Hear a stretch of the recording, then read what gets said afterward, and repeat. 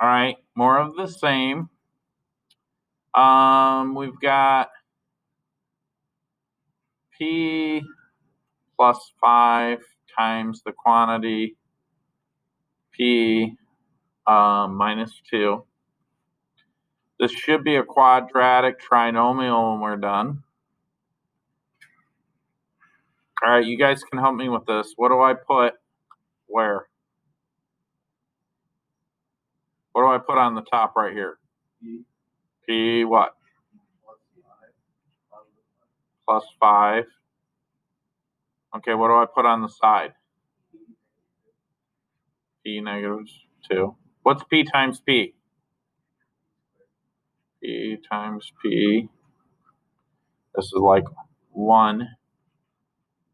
So 1 plus 1, just a quick review, is P squared. That's where that comes from.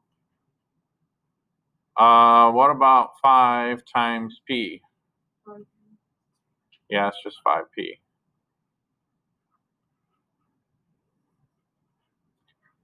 What about P times negative 2?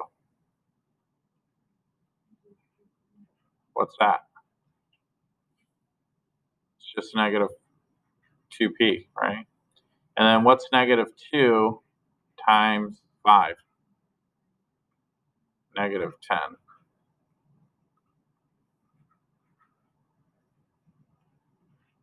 So what do I do next?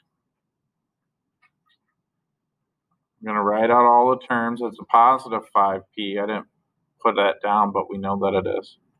Minus 2P. All right. Any like terms for P squared? Nope.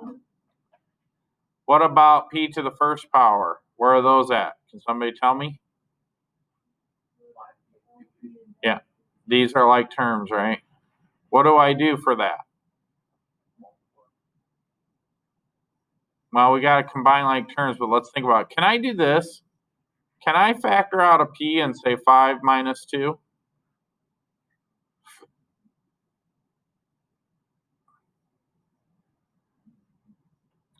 So when you're combining like terms, the coefficients that's the math we're really doing. What's 5 minus 2? 3. It's a positive 3. So 5P minus 2P is just 3P. What about the constant 10? Are there any other constants? No. And that is it, my friends. Okay.